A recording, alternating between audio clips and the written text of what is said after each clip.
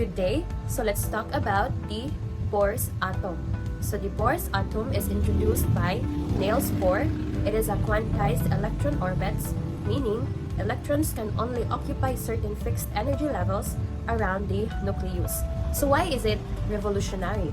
So it is revolutionary because prior models can't or couldn't explain atomic stability or spectral lines. Bohr's model successfully merged classical ideas with emerging quantum theory. Its impact laid to the groundwork for modern atomic and quantum physics by showing that electrons don't spiral into the nucleus due to the radiation, but they stay in the fixed orbits unless energy is absorbed or emitted. Let's move forward to the slide 2, wherein the Rutherford's model, the seed of discontent. So, in the Rutherford model, it explained why Bohr had to improve upon Rutherford's model.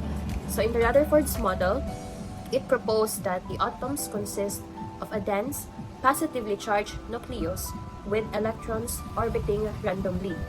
And it explained structure but failed in explaining electron behavior. So its challenges, according to classical physics, accelerating electrons as they orbit should radiate energy and spiral into the nucleus, making atoms unstable. And also, it couldn't explain why atomic spectral lines, distinct colors of light emitted or absorbed by atoms.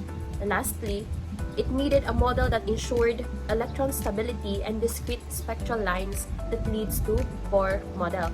So the Bohr model is an upgraded version of Rutherford model. That's why there are many challenges, and that the Rutherford's model need to improve and failed to prove. Manang nahimo ang Bohr model because of an upgraded version of the Rutherford model. In the slide 3, it is about the Bohr's postulates, quantized orbits, and energy levels. So in the first postulate, makita ninyo that the electrons travel in fixed cellular orbits around the nucleus. So nasa dyan fixed nga orbit around the nucleus. They do not emit energy while in these orbits, or contrary to classical physics. So in the second postulate is that the energy is absorbed or emitted when an electron jumps between orbits. So magbalhin-balhin ang electrons, unlike the first postulate is fixed lang ijang orbit. And second is mag-jump into another orbits na ang energy. So the energy absorbed or emitted matches the difference between the two orbits. And the lastly, third, the quantized energy. When we say quantized energy, it is that the orbits have discrete energy levels. So calculated using Planck's constant, leading to specific energy values. In the fourth slide is about the emission and absorption spectra, the fingerprints of the atom. When we say fingerprints, just like the humans, so we have our own fingerprints. So naatay kaugalingon nga fingerprints dili na masundog sa uban nga tawo. Unique na nato individually, just like the atoms. So the atoms show how electron transitions create unique spectral patterns. No, na sila unique patterns. So in the emission spectra, when electrons falls to lower energy levels, they release energy as photons. This creates bright spectral lines at specific wavelengths. These lines are unique to each element, like a fingerprint. So that will happen in the emission spectra. So the absorption spectra, when atoms absorb energy, electrons jump to higher objects, and it absorbs wavelengths disappear from the light spectrum, seen as dark lines. So these reveal how much energy is required for each electron transition. In the emission spectra, if ang electron is mag-fall to lower energy levels, so they release photons. In sa absorption spectra, if mag-absorb siya of energy, ang electrons pod mo jump to higher orbits. So diri sa emission, mag-create siya of brighter spectral lines, but unlike the absorption spectra is dark lines ang makita niya. Now, let's go on to the calculating energy levels. First is the energy formula. The energy formula here in the PPT is E is equals to 13.6 eV over n squared, where n is the orbit number. So the second orbit radius, r or the radius, is equals to n squared times 0.529, a na ay gamay circle sa babaw, showing increasing orbital radius. So the orbits get larger with increasing n. Then the third is the photon energy. Delta E is equals to hv, wherein the energy difference matches emitted or absorbed photon. So it is absorbed light. Then quantization explained. Energy levels are discrete, not continuous, explaining atomic stability. When we say discrete, they stay in a specific and non-radiating orbits. So nasalay kaugalingong orbits nga ilang ilibutan. Let's move forward to the successes and limitations of Niels Bohr atomic theory or model. There is ata sa success. First is he accurately explained the hydrogen atom, wherein it worked perfectly with hydrogen, because we all know that hydrogen are the simplest atom with one proton and one electron. So it correctly predicted the wavelengths of light emitted by hydrogen when its electron moved between energy levels. Second is he introduced the concept of quantization, wherein electrons can only occupy specific energy levels, not just any value. Manang nasa like discrete na kay they have specific levels of orbits. So this was revolutionary. It meant energy in atoms was quantized, a key idea that still holds today. Lastly, gave insight into atomic stability. When we say atomic stability, because electrons have restrictions, they have a fixed orbits. They don't radiate energy while in those orbits, making the atom stable. So it makes the atomic structure stability. So it has stability. It makes the atom stable in a fixed position. Now is the limitations of Bohr model. First is it didn't work with more than one electron. When we say more than one, daghan na yung electron. So 2 or more. As you can add a second electron like helium, the model starts to break down. So the electron-electron interactions are too complex for Bohr's simple circular orbit approach. Unlike sa, di ba sa iyang success is nakuha ni siya ang sa hydrogen. Ang hydrogen is one proton and one electron raman siya. That's why dali ra. Simple ra ang key idea sa Bohr's model. Second is it couldn't explain fine structure. So high resolution spectra show extra details like very slight splits in spectral lines called fine structure. So the Bohr's model didn't account for this. So it was too simplistic. Ang Bohr's model, dili na siya makakuha og mga complex marabitog details sa atoms.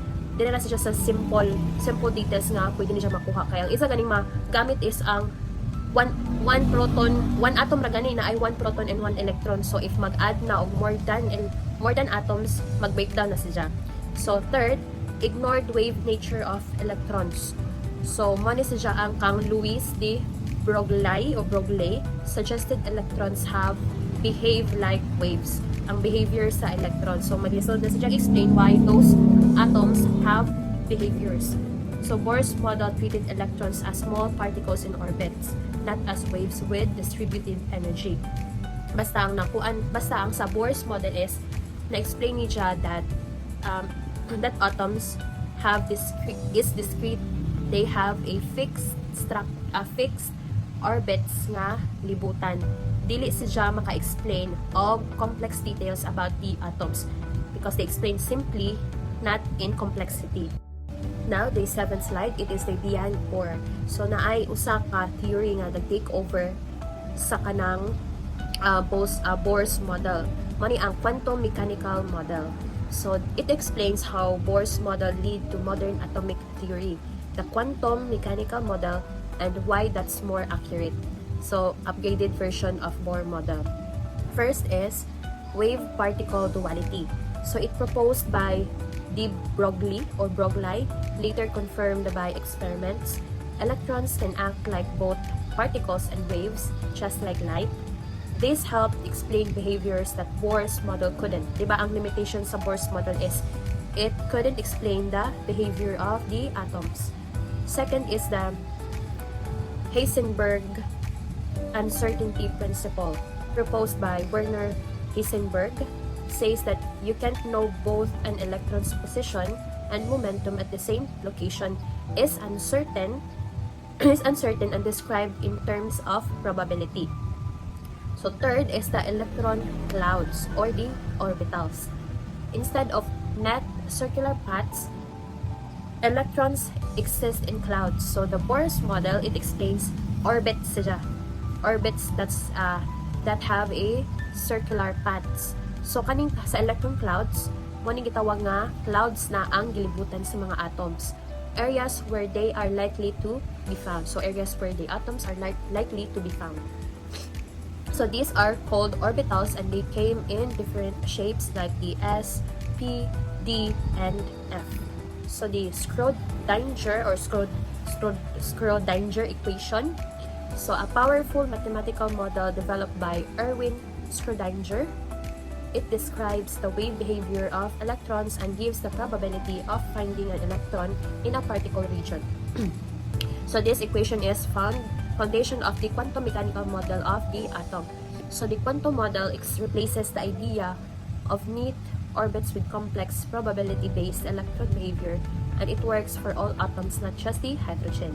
Kaysa Bohr atom, it only focuses on the hydrogen. So one atom. In sa quantum mechanical model, na nasa complexity, it explains all the atoms nga naa sa atong palibot.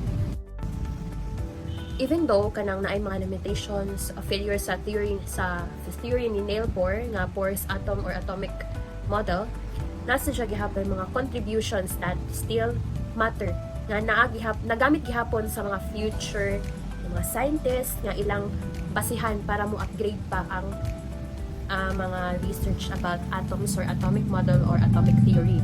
First is the quantum physics milestone. So Neil Bohr was the first to successfully apply quantum ideas to atomic structure. He showed that the energy is not continuous but comes in chunks or quanta. So his ideas opened the door to modern quantum mechanics. That's why naa na tong quantum mechanical model. Mo na tong nahitabo na siya, i-upgrade na. Second is the inspiration for future models. So mo na ning giingon nga mahimos jang guide for further research. So later models like Schrödinger's quantum model built on Bohr's concepts. The idea of quantized energy levels remains central to atomic and molecular physics. So siya ang gihimo nga inspiration to the other scientists nga mag-create pa og more upgraded version of atomic model or mag-research pa more on the atoms. Third is the educational icon. So Bohr's model is still used to introduce atomic structure in schools and textbooks. So it's simple, visual, and helps students grasp basic ideas before moving to more complex quantum theory. Bitaw, tinuod na, kaysa karon we all kanang gidiscuss ka po na sa atong mga teachers, mga instructors, the simplest way for us to understand the atoms or the atomic theory of atoms. That is all about my report. I hope you understand and learn something from the atomic theory of Neil Bohr or the Bohr's atomic theory. And thank you for listening. Have a great day, everyone. Bye.